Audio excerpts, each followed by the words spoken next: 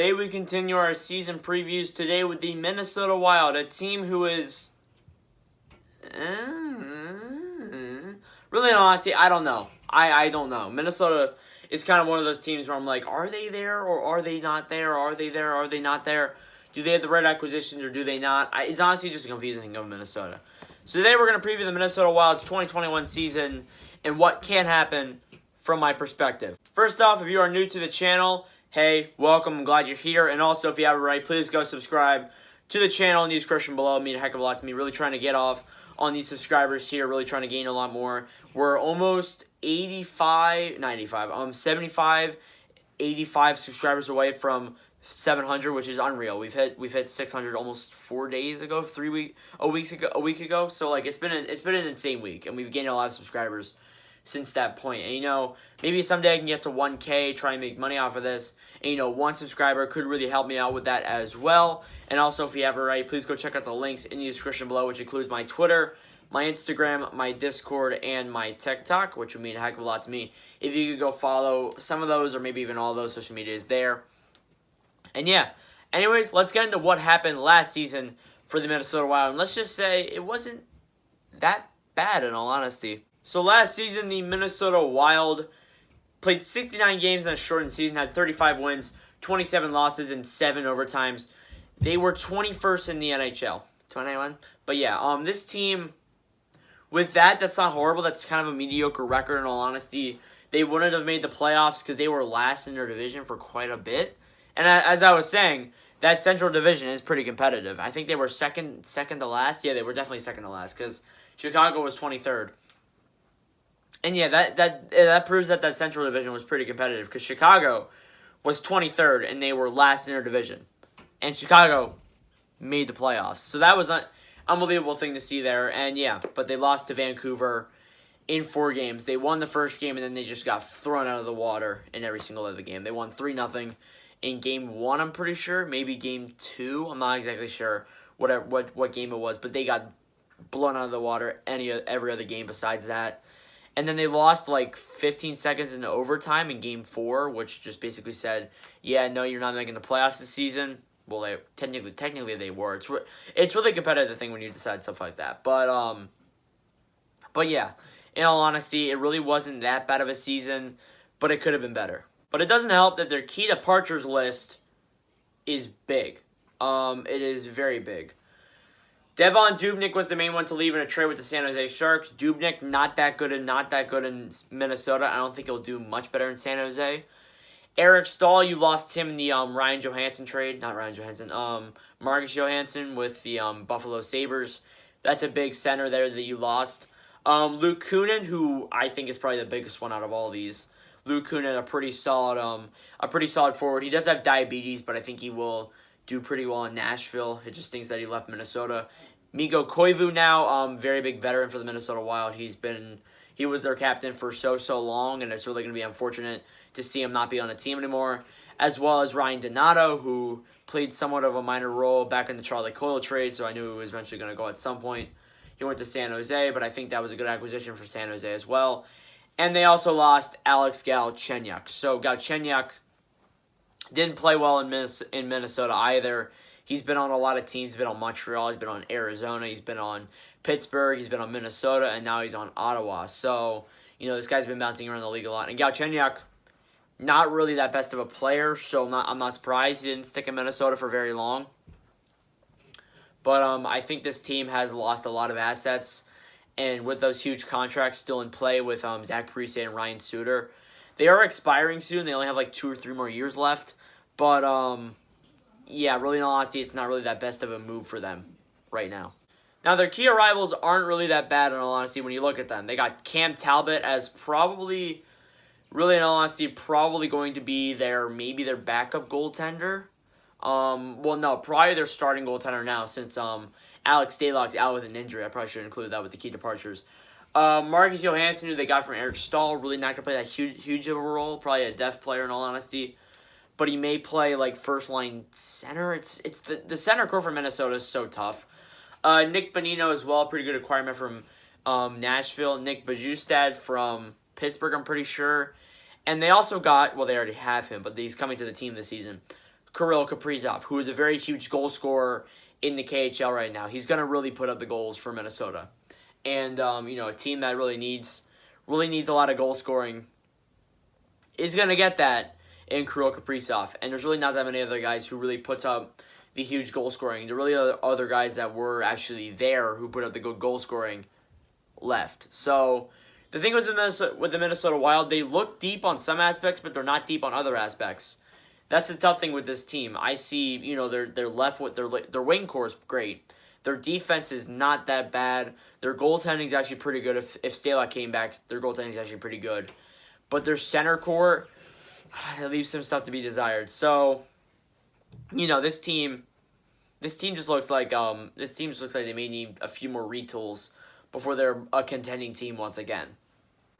Moving on to the Minnesota Wild's projected lineups, I look at this team and I say, Kirill Kaprizov, your starting left wing, Zach Parise, Jordan Greenway, and Marcus Foligno. On the center core, you have Ryan Johansson. I keep saying Ryan. Marcus Johansson. Joel Eriksson Ek, Nick Bonino, and Victor Rask. On the right wing side, you have Kevin Fiala, Matt Zuccarello, Nick Bajustad, and Ryan Hartman. So I look at the wing scores. The wing core looks great. Kaprizov, Fiala, your first pairing. Parise, Zuccarello, your second. Greenway, Bajustad, your third. And Foligno and Hartman, your fourth. This team doesn't look bad in that front. Honestly, it doesn't look bad in that area. But really, when you look at it on the center side of things, Johansson as your starting center. I think Eriksson Ek will definitely push. I think all these centers in the Wild's core right now will definitely get a shot at actually being able to contend. So if you're a Minnesota Wild fan and you look at the center core, you're gonna see it change probably quite a bit, because you're gonna see Johansson get a lot of get on the first line, Eriksson Ek on the first line, Bonino get on the first line, and maybe even Victor Rask will get on the first line too. So that's the interesting thing with this team. The center core is not that deep, but the right wing sides look very good. Kaprizov and Fiala, pretty good offensive player, and Kaprizov going to score those goals. Parise and Zuccarello, he had a mess season this season, and Parise has a huge contract. And they have Greenway, Bajustad. Greenway not too bad, Bajustad not that bad either. And then they have Foligno and Hartman, who Hartman played for Philadelphia, but he's all right as well, and Marcus Foligno as well, who is in the middle there as well. So the offense on the wing sides, it looks pretty good, but in the center core, that definitely does leave some things to be desired.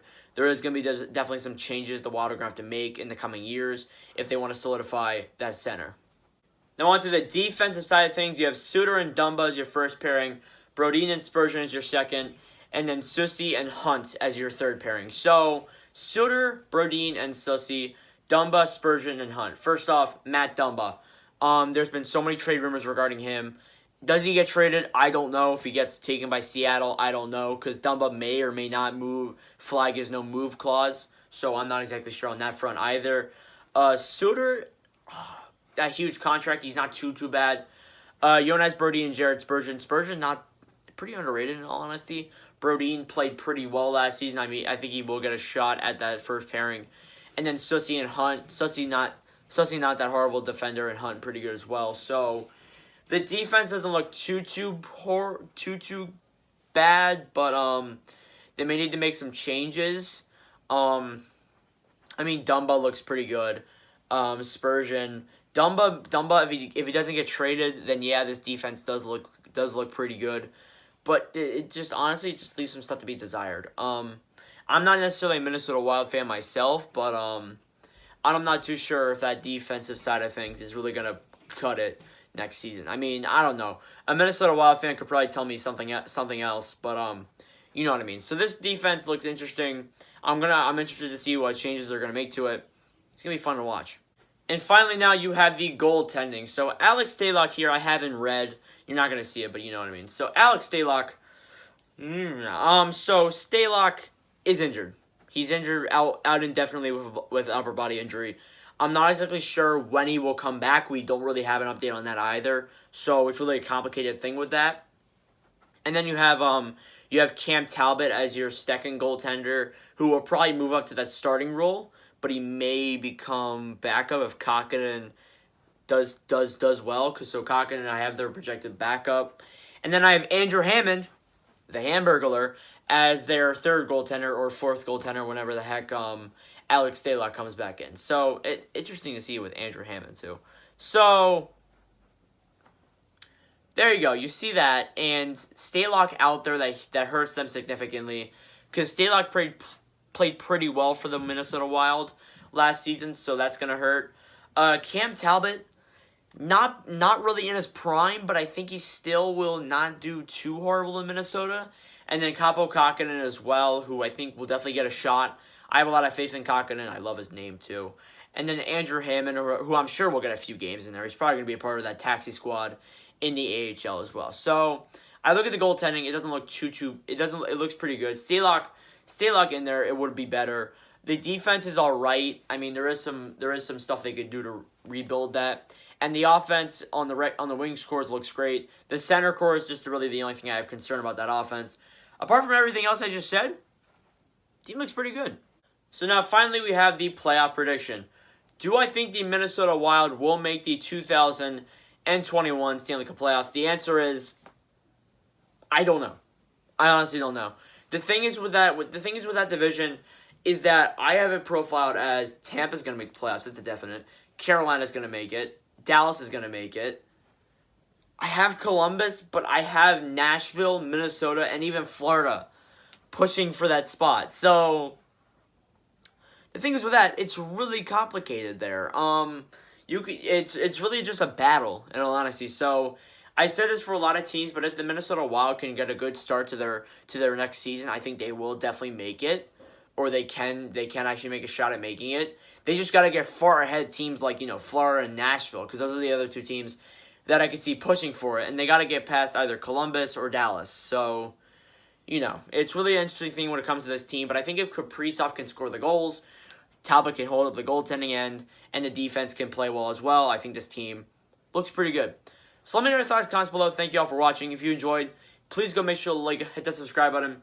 We're trying to get to 700 subscribers by the end of the year. Thank you all for the constant support. And yeah, I will see you guys in the next video.